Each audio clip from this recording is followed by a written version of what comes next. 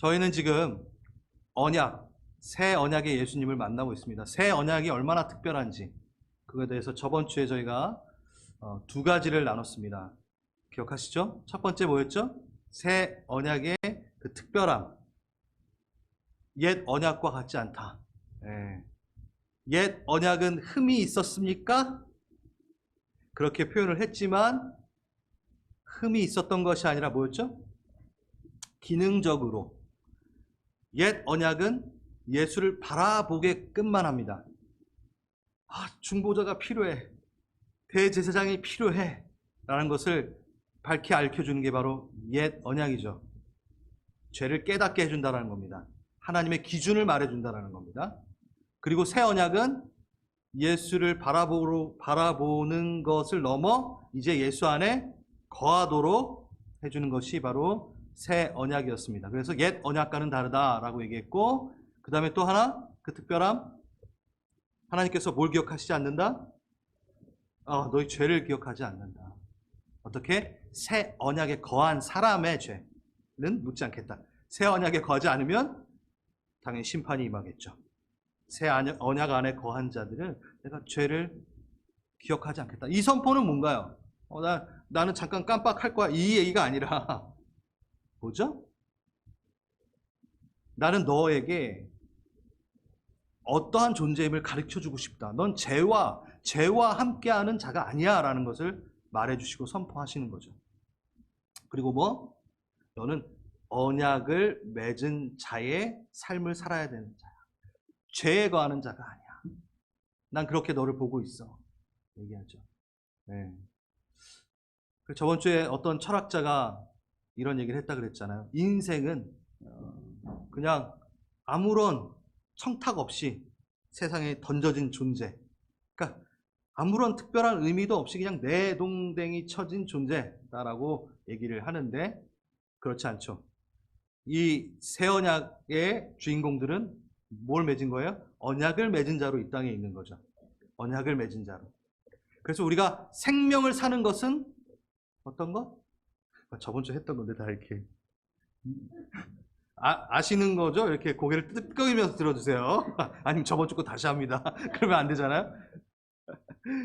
살생, 그렇죠? 그 다음에 명할명. 뭐라 그랬어요 제가? 명대로 사는 것이 생명으로 사는 거다. 그냥 와가지고 태어났으니까 살아야지. 이게 생명이 아니라 그 언약을 맺은 자로서 하나님의 그 명령대로 하나님의 뜻대로 사는 게 생명을 갖고 있는 자들이다. 생명을 갖고 있는 자들이다. 루아의 호흡으로 생명으로 사는 자. 주님의 영과 함께. 여러분 그 생명을 받으신 겁니다. 예수님이 생명이라는 뜻은 그냥 태어났으니까 그냥 살아. 그게 아니라 예수님이 여러분에게 생명이 되시고 생명으로 오셨다는 것은 예수의 뜻대로 하나님의 뜻대로 사는 언약으로 산다라는 뜻을 말하는 거죠.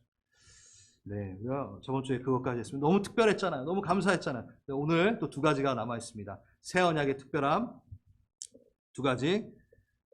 하나는 하나님의 법을 내 법을 생각과 마음에 기록하였다.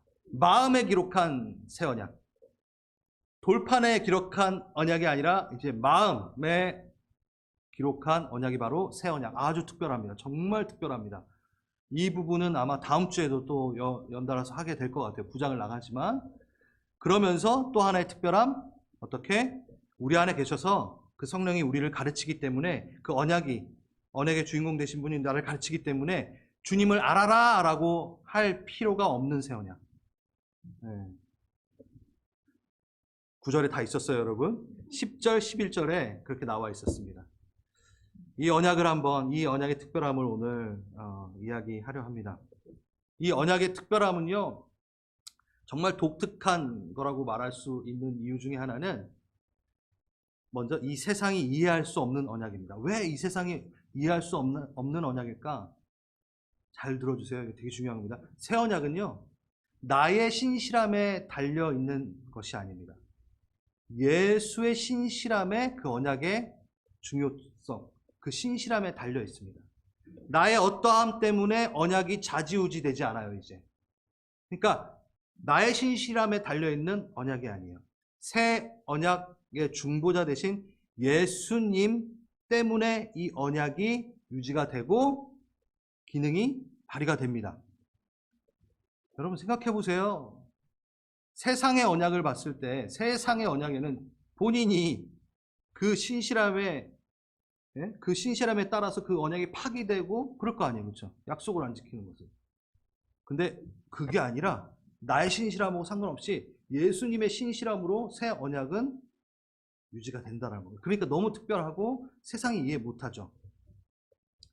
예수님께서는 십자가에서 다 이루었다라고 하시고 승천하셨습니다. 뭘 다 이루신 거죠? 뭘까요? 하나님의 법을 완성한 것에 대해서, 하나님의 계획을 완성하신 것에 대해서 다 이루었다 얘기하신 겁니다. 그래서 여기서 내 법을 너의 마음에 둔다라는 것은 누구의 법을 마음에 두는 거죠? 하나님의 법이요. 누구의 법? 예수 그리스도의 법이요. 또 그것을 성경에서는 뭘로 얘기하냐면 생명의 성령의 법이라고 얘기합니다. 하나님 법 따로 있고 예수님 법 따로 있고 생명의 성령의 법이 따로 있는 게 아니에요. 하나님의 법이 이제 이 속에 들어와 있고 그것을 누가 책임진다? 예수님이 책임지시고 그걸 가능케 하신 십자가의 사건이 이루었고 그 안에서 누가? 성령께서 그 언약이 실행되도록 계속 우리를 도우신다. 이게 바로 우리 속에 하나님의 법이 있다라는 이야기죠. 삼위일체 하나님의 작품입니다. 하나님의 법이 우리 안에 들어오게 된 것은. 그거를 로마서에서는 이렇게 표현한 거죠. 로마서 8장 1절, 2절. 그러므로 이제 그리스도 예수 안에 있는 자에게는 결코 정죄함이 없나니 이는 그리스도 예수 안에 있는 생명의 성령의 법이 죄와 상함의 법에서 너를 해방하였느니라. 네. 그리고 고린도전서 6장에 나와 있는 너희가 너희 자신의 것이 아니라 너희 것이 아니라 이제는 성령의 전임을 알지 못하겠느냐. 네. 자, 우리 안에 영이 계시죠. 우리 성령의 전이죠. 그리고 언약을 품고 다니는 언약궤로 돌아다니는 겁니다. 이게 바로 우리 마음 안에 언약이 있는 그 예수 그리스도의 그 다 이루심으로 가능해진 십자가의 사건으로 이루어진 감사의 일이죠. 자, 하나하나씩 보겠습니다. 제가 적용 질문지 3개의 소주제로 나눠 드렸는데요. 첫 번째, 하나님의 법이 우리의 마음에 있다는 건요, 나의 마음과 너의 마음은 하나다라고 이야기하시는 겁니다. 하나님의 마음은 너의 마음, 그리고 너는 내 마음 똑같아 라고 얘기하는 거예요. 네. 10절에 이렇게 나와 있어요. 나는 그들에게 하나님이 되고 그들은 내게 내 백성이 되리라. 너는 내 거가 되고 너는 내 거가 되고. 이 법이 들어왔다는 하나님의 마음에 그 하나님의 언약을 심겼다는 것은 동일한 마음이라는 거죠. 부담스럽나요? 아니, 적당한 거리를 좀 둬야 되는데 하나님이라. 하나님 니캉 내캉 완전 똑같대요, 마음이. 부담되시나요? 여러분, 요즘에 제가 클립을 봤는데 뇌과학자가 이런 얘기를 하더라고요. 우리가 사랑하는 사람을 인식하는 이 전두엽의 그 위치가, 그 사람을 인식하는 위치가 자신을 인식하는 위치랑 가장 가깝대요. 나랑 별로 안 친하고 멀수록 멀어져 있대요. 나를 인식하는 이 전두엽의 이건 나야 라고 인식하는 그 장소하고 내가 사랑하면 사랑할수록 가깝대요, 위치가. 그래서 우리 가족들, 내가 정말 사랑하는 사람들이랑 많이 싸워요, 오히려. 왜? 난데 넌 왜 나랑 똑같은 생각을 하지 않아? 여러분 벌써 체험하고 계시잖아요. 부부관계. 분명히 가장 사랑해서 결혼을 했는데 나로 인식한 거예요. 그러니까 왜 나처럼 행동을 안 해? 그러니까 싸우는 거겠죠.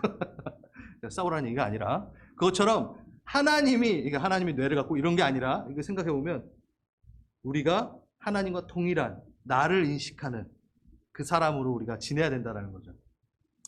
여러분, 왜 우리가 존귀한가요? 존귀한 이유가 뭔가요? 내가 존귀하니까? 아니요. 그거는 인본주의적인 사상입니다. 왜 존귀한가요? 한번 옆을 보세요. 왜 존귀한가요? 왜 존귀하다 말하나요? 보기엔 전혀 아닌데? 아니죠? 네. 왜 존귀하냐면 너무 심플합니다. 존귀한 분이 내 안에 계시기 때문에. 존귀한 분이 니캉 내캉 너랑 나랑 똑같아 라고 하니까 내가 존귀해진 거예요. 존귀한 분이 나를 자기로 인식하세요. 그러니 존귀하게 된 거죠. 우리 안에 계신 분이 존귀하기 때문에 내가 존귀한 겁니다. 이게 너무 중요한 겁니다. 그 찬양 중에 이런 것도 있잖아요. 주 나의 이름 부를 때 나의 이름이 존귀케 되리. 주님이 나의 이름을 부르는 순간 내가 존귀해진다는 거예요. 하나님과 관련이 있는 그 순간부터 나는 존귀한 자가 된다는 거죠. 마치 예수님이 침례를 받으실 때 하늘이 열리고 음성이 들립니다. 무슨 음성이 들렸나요? 하나님께서 내 사랑하는 아들, 내 기뻐하는 자라. 네. 그러면서 그 지상사역이 시작이 되죠. 그때 예수님이 보세요. 그 침례를 받으실 때 그 음성을 듣기 전에 예수님이 몇 명의 병자를 고쳐내셨나요? 몇 명에게 복음을 전하셨나요? 빨리 찾아보세요. 아무도 고치지 않았습니다. 어떠한 기적도 없었습니다.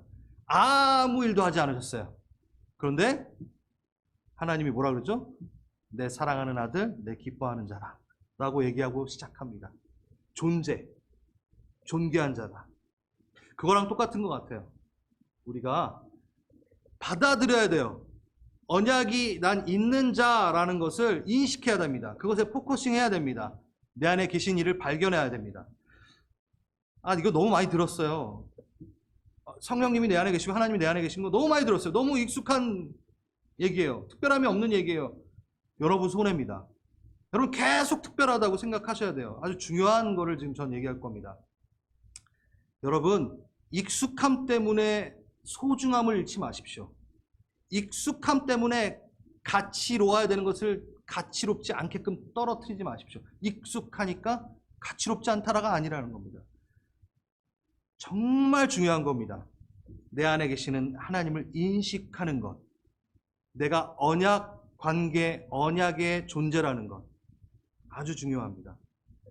내가 새 언약을 누리고 새 언약의 그 약속된 그 새 언약의 그 향연들을 내가 못 누리는 이유는 아주 심플합니다. 내가 스스로 그 언약을 작게 여기기 때문입니다. 그 언약은 너무나 중요한데 특별한데 성령님의 역사, 내 안에 계신 성령님의 역사를 스스로 작게 여기기 때문에 그 언약이 나에게 큰 효과가 없다라고 생각하게 되고 그런 삶을 살게 되는 거죠. 그런 우리에게 성경은 뭐라고 얘기하냐면요. 이렇게 얘기합니다. 제가 말씀을 드립니다. 하나님께서 우리 안에 거하게 하신 성령이 우리를 시기하기까지 사랑하신다라는 말, 이 성경의 말씀이 아무것도 아닌 말처럼 생각이 됩니까? 당신들은? 네, 이게 무슨 얘기야? 다시.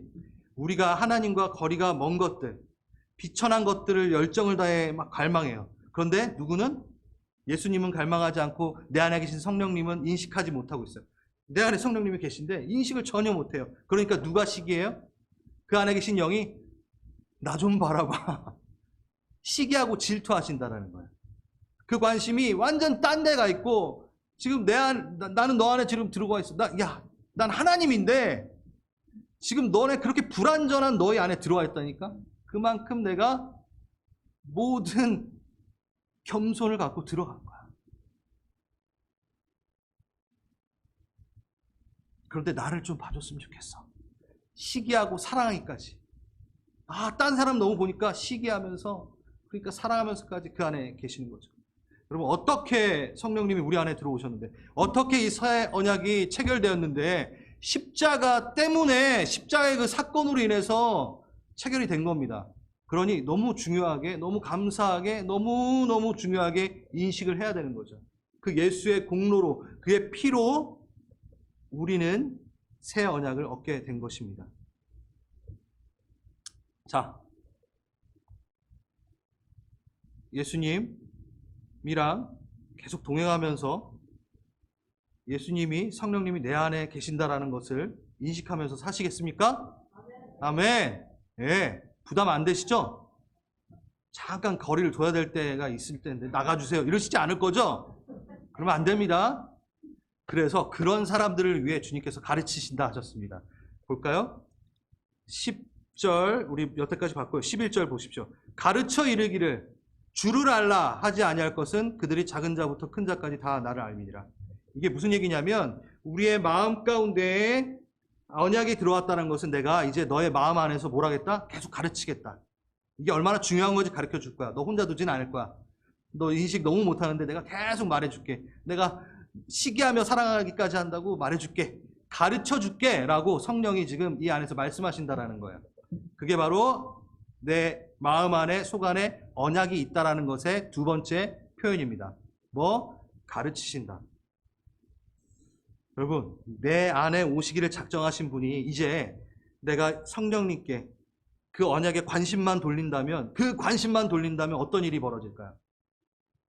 대단한 일이 벌어지겠죠. 우리가 관심도 안 가졌는데 이 안에 계시는데, 예? 관심만 갖는다면 그냥 엄청난 일이 생긴다라는 거예요. 그 능력이 그 즐거움을 맛볼 수 있다라는 거예요. 여러분을 그냥 무료하게 두지 않습니다. 여러분 요즘에 어떠세요? 인생이? 쳇바퀴 돌듯. 어쩔 때는 뭐 힘들긴 한데 되게 따분하고, 예? 무력하고, 우울하기도 하고. 그렇게 두지 않으신다라는 거예요. 너무 익사이팅해질 거라는 거죠. 성령의 법, 생명의 성령의 법을 가르치는 성령님은 그냥 내 안에 가만히 있으려고 이 안에 계신 것이 아닙니다.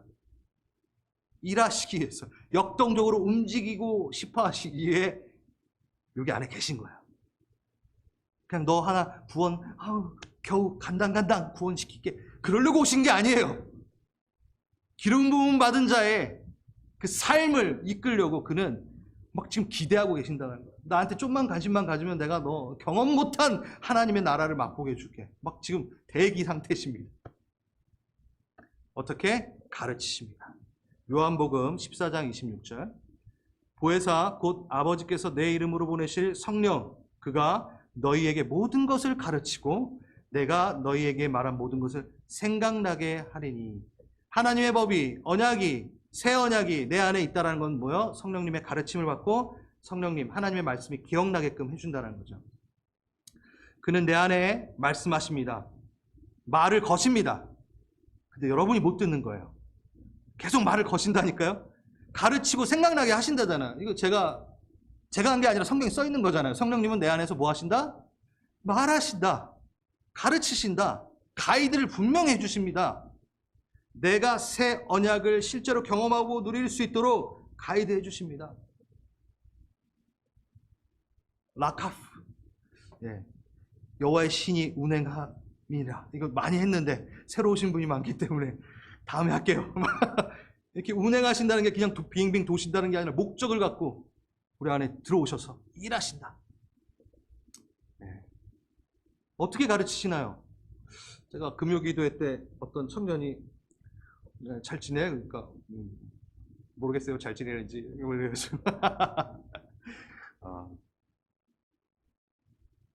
주님께 기도함으로 나아가야지. 그러니까 아주 정확한 말. 기도해도 하나님은 yes or no 안 하시잖아요. 지금 누군지 알 거예요, 지금. 네. 네? 그러니까 막 주님하고 대화하는데, yes or no도 안 하고, 뭐, 이렇게 삐졌다라기보다는, 그래도 신실함으로 나가겠습니다라는 고백으로 전 들었어요. 아멘. 여러분 잘 들으세요. yes or no가 없을까요? 가르치신다 그랬는데, 있습니다. 이건 하나님의 음성을 듣는 뭐 그걸로 또 강의를 따로 해야 될 수도 있겠지만 오늘 이 파트에서만 제가 좀 말씀을 드릴게요. 그러기 위해서 제가 개인적인 간증을 좀 하나 하겠습니다. 양해를 구합니다. 제 간증을 하게 된 것을. 아주 명확하게 저에게 이것을 깨닫게 해주신 부분이 있기 때문에 제가 하나님의 일을 하는 것에 갈등이 생겼어요. 언제? 청년 때. 그래서 군을 제대하고 나서 이제 어떻게 살지? 뭘 해야 되지? 라는 이렇게 생각들이 많이 있었어요. 그런데 그때 당시에 제가 다녔던 교회에 어떤 선배가 기독교계에서 아주 잘 나가는 일이 생겼어요. 네. 이걸 처음 하나 모르겠네. 다니엘 학습법이라고 들어본 적 있나요? 네, 김동환 목사님. 네, 지금은 뭐 별로 이렇게 연락도 안 하지만 그분이 제 선배였어요. 그래서 그때 센세이션을 일으켰거든요. 모르시는 분들도 있겠지만 되게 유명했어요. 내가 제대해서 막 신앙 상담을 하고, 왜냐하면 대학교 때 제가 찬양 인도라고 리더로 있었기 때문에 친했단 말이에요. 그래가지고 막 그 하나님을 위해 사는 어떤 그 모습에 대해서 막 기대를 하고 있었어요. 그 선배가 너는 사역을 해야지. 넌 찬양할 때 기름 부으심이 있어. 막 그러면서 막 칭찬해 주면서. 그래서 딱 제대를 했을 때 너무 뜬 거예요. 그 형님. 뜬다라 그랬는데 아무튼 그게 유명해진 거예요. 그러니까 그 형님이 딱 저를 콜링하는 거예요. 승우야, 너 나랑 다니면 정말 그 당대의 최고의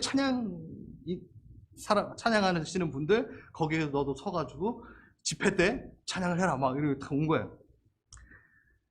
그래서 제가 신학대학원을 갑니다. 이거 제가 아주 안 좋은 케이스를 지금 먼저 얘기하는 거예요. 물론 주님 너무 사랑했죠. 제 앞길, 저의 명예, 그리고 누군가 그 대학 때 같이 사역했던, 같이 찬양했던 친구는 막 CCM 가수가 돼 있어. 시기. 난 뭐 하고 있지? 야, 한 번에 뜰 수 있겠는데? 좋아. 그래서 신학대학을 갔어요. 6개월도 안 다니고 때려쳤습니다. 때려쳤다라는 말을 하는 것은 좀 안 좋은 얘기기도 하지만 저에게 너무너무 실망한 거예요. 저의 첫 번째 스타트가 전혀 하나님의 마음, 그 성령의 법에 의해서 결정한 것이 아니라, 물론 있죠. 뭐 기도하고 안 했겠어요. 근데 이 퍼센티지가 너무 컸어요. 멋있는 사람이 알아주는 사역자가 돼. 탄탄대로가 열릴 것 같아. 그거가 제가 결정하는데 훨씬 더 많은 퍼센티지를 차지했다는 것을 깨닫게 했어요. 수업을 들을수록, 기도를 할수록, 주님 앞에 나아갈수록 그 저의 그게 너무 부끄러워지는 거예요. 그래서 주님, 저는 그럴 사람이 아닌 것 같습니다. 전 주님을 섬길 사람이 아닌 것 같습니다. 물론 그 전에 그 많은 은혜들이 있었지만 너무나 부끄러웠어요. 그래서 진로를 바꿉니다. 돈 잘 버는 장로님이 되겠다. 여러분, 사람들 다 그러잖아요. 뭐 이렇게. 그래서 헌금 많이 하는 장로님이 돼야지. 그 왜 그런 줄 아세요? 본인이 많이 벌고 싶으니까. 그리고 장로가 되면은 되는 거죠. 그러니까 아직도 그런 명예와 그런 물질적인 그래, 차라리 돈 잘 버는 장로가 되겠지. 돼야지. 막 이런 생각을 갖고 그만뒀어요. 나는 사역 못할 것 같아. 너무나 불순해. 그러고서 시간이 지나고 주님께서 다시 저를 콜링하기 시작하셨습니다. 뭐 그거 얘기하려면 너무 기니까. 그래서 다시 사역을 하게 됐고, 그리고 또 선교사로 나오게 됐어요. 자, 이걸 왜 말씀을 드리냐? 자, 보겠습니다. 갈라디아서 5장 16절에서 23절까지 여러분이 너무 잘 아시는 말씀이에요. 내가 이르노니 성령을 따라 행하라. 그리하면 육체의 욕심을 이루지 아니하리라. 육체의 소욕은 성령을 거스리고 성령은 육체를 거스리나니 이 둘이 서로 대적함으로 너희가 원하는 것을 하지 못하게 하려 함이니라. 너희가 만일 성령의 인도하시는 바가 되면, 내 안에 그 성령의 생명의 법을 따라가게 되면 율법에 있지 아니하게 되는데, 육체의 일은 분명하다. 분명히 알 수 있다. 예수를 알 수 있다. 네가 지금 어떻게 하는지 잘 알 수 있다. 뭐 육체의 일은 분명한데 음행과 더러운 것과 호색과 우상 숭배와 주술과 원수 맺는 것과 분쟁과 시기, 분냄과 당짓는 것, 분열함과 이단과 투기와 술 취함과 방탄함 같으니 이것을 경계하라. 하나님의 유혹을 받지 못한다. 그런데 예스는 뭐냐면 오직 성령의 열매는 사랑과 희락과 화평과 오래 참음과 자비와 양성과 온유와 충성과 절제니, 이게 성령의 법이야. 그게 예스야 라고 하는 거예요. 아니, 저 어느 직장 갈까요? 예스를 가르쳐 주세요. 이거 아니잖아요. 여러분, 아주 중요한 걸 말씀을 드리겠습니다. 하나님의 법에 예스를 하십시오. 여러분은 뭐만 책임지고 계시면 돼요? 사랑, 희락, 화평, 오래 참음, 자비, 양선, 충성과 온유와 절제를 하나님 앞에 하십시오. 그럼 여러분이 무엇을 선택하든 하나님은 가르쳐 주실 겁니다. 우리가 할 걸 하면 돼요. 성경에 어느 직장 가라라고 써있진 않아요. 왜? 성경은 명제적 진리를 가르쳐 주기 때문에. 우리는 그걸 보려고 성경을 피지 않습니다. 하나님의 합당한 삶을 살기 위해서 직장을 가는 거 아닙니까? 하나님의 삶을 합당하게 살려고 저희가 이 생을 사는 거 아닙니까? 그러면 어디 가야 될까, 저기 가야 될까에 대한 예스홀로 말고 그 합당하게 살 그 성령의 법으로 산다면 내가 어디를 가든 어디에 있든 그건 예스라는 겁니다. 그 안에서 주님께서 주님이 하실 일을 나를 통해 하신다라는 거죠. 그러니 예스홀로에 너무 집착하지 마십시오. 성령의 법이 바로 그겁니다. 성령의 법은 여러분들을 하나님의 뜻으로 이끌어 주실 겁니다. 아멘. 그 법을 갖고 사는 사람, 말씀 안에 있을 때 말씀의 확증을 얻게 되는 게 바로 성령이 해주시는 거고, 말씀을 생각나게 하시면서 잔잔하게 아니면 강력하게 가르치시겠죠. 여러분, 이런 것도 있어요. 하나님의 마음으로 제가 사는지 안 사는지 잘 모르겠는데 그 마음이 내 마음인지 하나님의 마음인지 명확히 구분되지 않을 때도 있어요. 그렇죠? 베드로가 그랬다는 거예요. 그 뛰어난 베드로도 예수님께서 사람들이 나를 누구라 하느냐라고 물어봤을 때 베드로가 뭐라 그랬죠? 예, 주는 그리스도시요 살아계신 하나님의 아들입니다. 그렇게 자기가 얘기를 했어요. 자기가 얘기한 줄 알았어요. 근데 나중에 뭐라 그랬어요, 예수님이?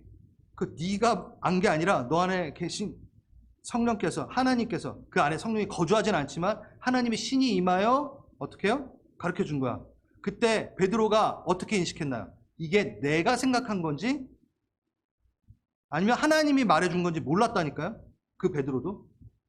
잘 들어주세요. 여러분들도 하나님이 말씀하셨는지 내 생각인지 잘 구분 못할 거예요.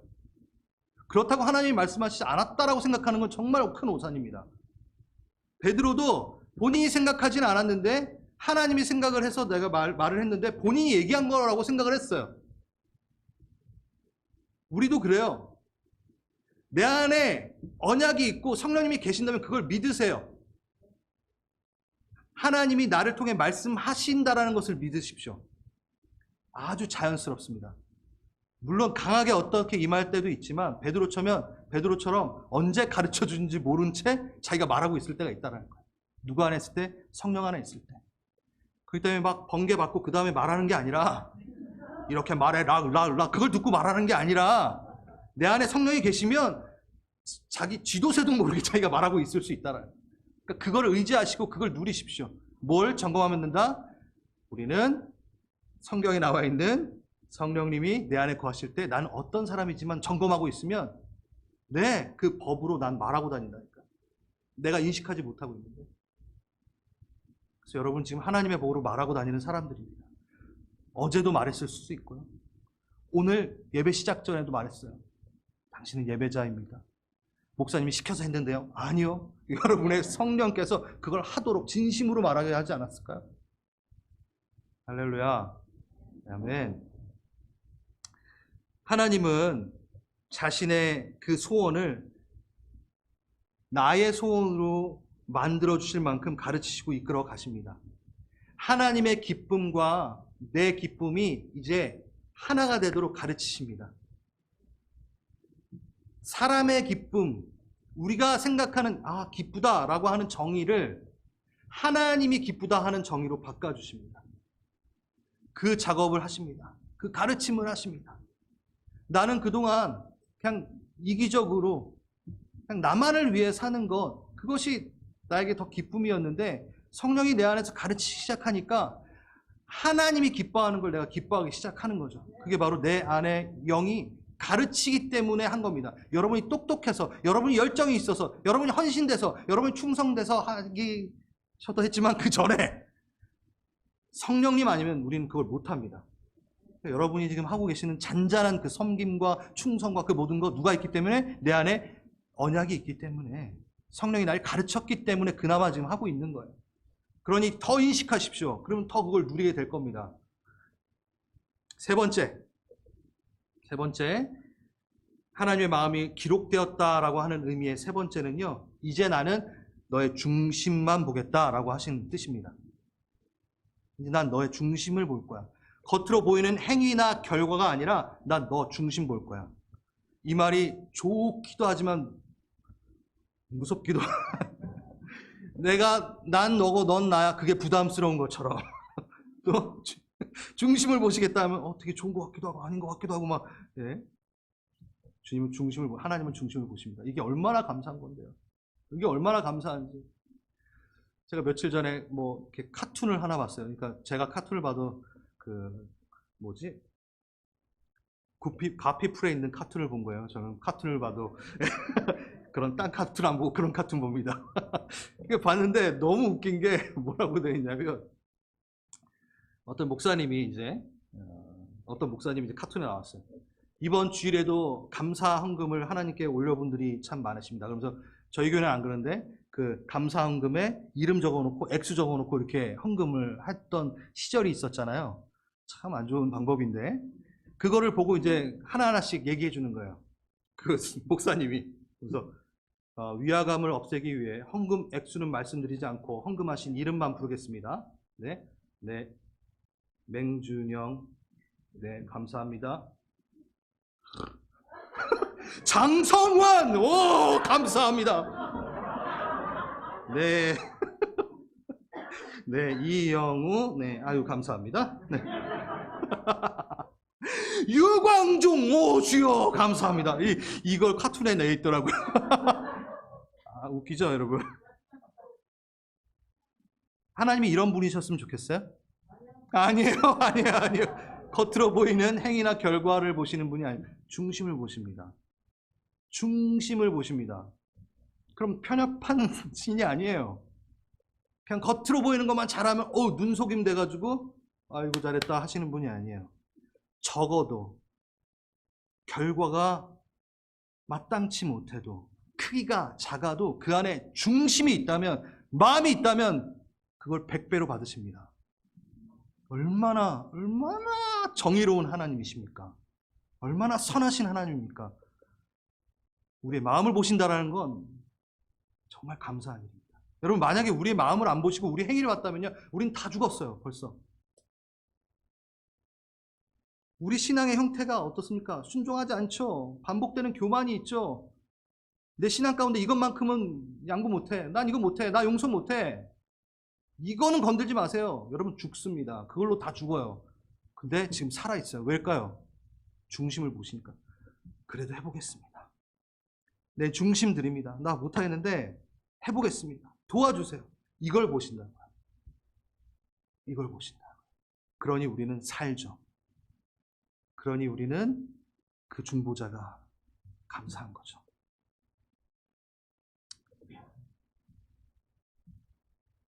로마서 7장 21절부터 25절, 이 내용을 제가 마지막으로 오늘 설교 마치겠습니다. 이거 너무 제가 뭐 언제 안 중요하다는 거 있었나요? 이거 너무 중요합니다. 잘 보십시오. 이 구절이 좀 새롭게 다가오실 수 있을 것 같다는 생각이 듭니다. 제가 읽어드리겠습니다. 그러므로 내가 한 법을 깨달았노니, 바울이 얘기합니다. 곧 선을 행하기 원하는 나에게 악이 함께 있는 것이로다. 내 속사람은 하나님의 법을 즐거워하되, 내 마음에 있는 그 언약은 하나님의 법을 즐거워해. 그 언약이 있기 때문에, 성령님이 있기 때문에 내 속사람은 하나님의 법을, 언약을 즐거워해요. 내 지체 속에 한 다른 법이 내 마음과 싸워 내 지체 속에 있는 죄의 법으로 나를 사로잡는 것을 보는도다. 그러니까 육신의 법이 나를 사로잡아서 나를 자꾸 하나님의 법에서 멀어지게 하는 거라. 오호라, 나는 곤고한 사람이로다. 이 사망의 몸에서 누가 나를 건져내랴. 여러분 너무 잘 아시는 말씀이죠? 25절 우리 주 예수 그리스도로 말미암아 하나님께 감사하리로다. 갑자기 감사하고 있어요. 지금 사망의 몸에서 나를 누가 건져내랴 막 이러다가 감사합니다. 그런즉 내 자신이 마음으로는 하나님의 법을 육신으로는 죄의 범을 섬기노라. 내 마음은 내 안에 계신 성령님은 내 언약은 계속 하나님의 법을 섬기도록 막 유도를 하는데 육신의 법은 죄를 섬기느니라. 죄의 법 아래 있느니라. 그러므로 이제 그리스도 예수 안에 있는 자에게는 결코 정죄함이 없나니. 지금 이 막 갈등한다라는 막 얘기하다가 근데 그리스도 예수 안에 있으면 결코 정죄함이 없어. 이는 그리스도 예수 안에 있는 생명의 성령의 법이 죄와 사망의 법에서 나를 해방했기 때문이야. 자, 이걸 제가 조금 다시 말씀을 드려볼게요. 하나님의 뜻을 따르겠다라는 하나님의 법 내 안에 있습니다. 그렇죠? 아멘? 있습니다. 근데 육신으로는 죄의 법이 계속 일어나서 갈등을 일으키고 있는 상황이에요. 그 바울마저도. 근데 계속해서 오 공고한, 오 사망의 그늘, 내가 죄인 중에 괴수 막 얘기하잖아요. 그렇죠? 죄의 법이 자꾸 자기를 이기는 듯해요. 바울에게도. 나는 공고한 자라. 사망의 법에서 누가 건져낼까? 살려달라는 거예요. 바울도 그 마음의 법이 있는데도 계속 죄악의 법이 나를 막 감싸는 것 같아요. 완전히 제거 좀 해주셨으면 좋겠어, 하나님이. 그렇지 않나요? 바울이 그걸 원했잖아요. 누가 건져낼까? 하나님 좀 완전히 잘라주세요. 제거해주세요. 완전히 도려내서 갈등에서 벗어나게 해주세요. 갈등에서 벗어나게 해주세요. 이렇게 얘기합니다. 근데 그렇게 되지 않아요. 왜 그럴까요? 제거가 안 돼요. 그 갈등에서 벗어나지 못해요. 그 갈등은 하나님이 허락하신 겁니다. 잘 보세요. 오히려 주님께 갈수록 죄의 유혹과 죄성이 드러나고 죄의 깨달음이 깊어지고 넓어집니다. 죄의 법이 일을 합니다. 옛 언약이 일을 하고 있어요. 새 언약을 품고 있지만 옛 언약, 율법이 죄를 가르쳐주고 죄의 법이, 사망의 법이 존재합니다. 그래서 나를 연단시킵니다. 그 자체가 일을 하고 있는 거예요. 사망의 법이 내 옆에서 일을 하고 제거했고 없어졌으면 좋겠는데 일을 하고 있는 거예요. 근데 난 그 안에 속해 있진 않아요. 성령의 법에 속해져 있어요. 그 법은 우리를 죽이지 못하는 한 그것을 난 유익으로 바꿀 수 있습니다. 이때 아멘 해주셔야 되는데 되게 정말 내가 자, 그 법이 사망의 법이 나를 죽이지 않는 한 그 법을 내가 유익으로 바꿀 수 있다는 거예요. 갈등 속에서 내가 뭐를 깨닫게 되죠? 생명의 성령의 법이 얼마나 중요한지, 이 삶이 얼마나 중요한지를 안다라는 거예요. 그리고 그것을 자라나가게 되고 가르침을 받게 되고 그 생명의 성령의 법을 간절히 붙들고 성령의 법이 나를 살리소서라고 하는 그 태도를 자라나게 하는 거예요. 육신의 법은 뭐래요? 날 죽일 수 없습니다. 그러니 죽이지 않는 한 얘는 나에게 유익이 될 수밖에 없어요. 죽일 수 있다면 안 되죠. 죽일 수 있다면 잘라내야죠. 죽일 수 있다면 아예 얘네가 나에게 뭔가 영향을 끼치지 못하도록 하나님께서 잘라냈겠죠. 없앴겠죠. 근데 지금 오라 권고한 자로다 사망의 법에서 누가 건져내라 했을 때 하나님께서 그거를 제거하시지 않고 뭘 하셨어요? 그리스도 예수 안에 있는 자는 정죄함이 없나니 넌 그 심판에 안 들어가. 그렇게 제거하셨어요. 너는 그 법에 적용이 안 돼. 그러니까 너를 죽이지 못해. 그러니까 너한테 힘이 없네? 그럼 얘는 왜 있니? 이건 도대체 왜 있는 거야? 왜 우리 삶에 질병이 있고 왜 관계에 깨어짐이 있고 완전 깨끗하고 천국처럼 살았으면 좋겠는데 왜 있는 거야? 왜일까요? 내 안에 있는 새 언약이 얼마나 귀중한지를 깨닫게 되고 그것을 붙들고 살기를 바라시기 때문에 하나님께서는 그것을 그냥 두십니다. 자라나게 하시기, 내가 어느 법에 속해 있는지를 알게 하시기 위해, 정금과 같이 만드시기 위해. 사망의 법은 우리를 죽이지 못합니다. 그 죽이지 못하는 법은 죽이지 못하는 한 오히려 나를 견고하게 만듭니다. 그 죽이지 못하는 법은 오히려 나에게 유익을 주는 법으로 바뀌어버립니다. 왜? 날 정금같이 만 나를 예수답게 해주니까. 우리가 왜 공동체에 있을까요? 왜 우리 안에 관계에 어려움이 있을 때가 있나요? 왜 우리는 세상에 들어가서 질병과 많은 어려움들을 겪고 있을까요? 네, 정금과 같이 예수를 닮게 하기 위한 하나님의 허락하심이 있는 거죠. 하나님이 심술을 맞아서 그러신 게 아닙니다. 네, 정말 중요한 거 새 언약. 너의 마음을 보겠다. 그러니까 너를 죽이지 못하는 법에 너무 두려워하지 말고 난 너 마음만 볼 거야 이제. 육신의 법에 넘어질 때도 있어. 그래. 근데 난 그걸로 판단 안 할 거야. 육신의 법의 기준은 그 기준대로 판단할 거야. 누구를? 예수 안에 거하지 않는 새 언약이 없는 사람들은 아마 그걸로 판단이 될 거야. 주님 다시 오실 때 그걸로 판단이 될 거야. 그들은 너희가 구원해내고 새 언약을 선물로 줘야 되는 사람들이야. 근데 너희는 새 언약이 있네? 육신의 법에 넘어져도 너는 그 법의 판단을 받지 않아. 거기에 제외돼 있어. 왜? 넌 새 언약의 법에 적용되는 사람이니까. 생명의 성령의 법이 적용되는 사람이니까 이 법에 접촉이 안 되고 넌 이 법에만 접촉이 될 거야. 넌 이 법으로 살아. 라고 하는 거. 그러니까 나는 이제 너의 마음을 볼 거야. 너의 정한 마음을 볼 거야. 믿음으로 지키는 언약입니다. 행위로 지키는 언약은 아닙니다. 연약함과 실수, 실패가 있어도 예수의 보혈로 맺은 언약은 예수의 신실한 때문에 유지되기 때문에 우리는 그 언약에 속하여 사는 것입니다. 누리는 것입니다. 특별하죠? 안 특별한가요? 이런 특별한 언약이 어디 있습니까? 우리만 맺은 언약이라니까요. 세상은 모르는 언약이라니까요. 그 언약을 감사함으로 기쁨으로 사모하신 분들, 지금 아멘 하신 분들, 네, 그 언약 귀중히 여기겠습니다 하는 마음으로 일어나시겠습니다.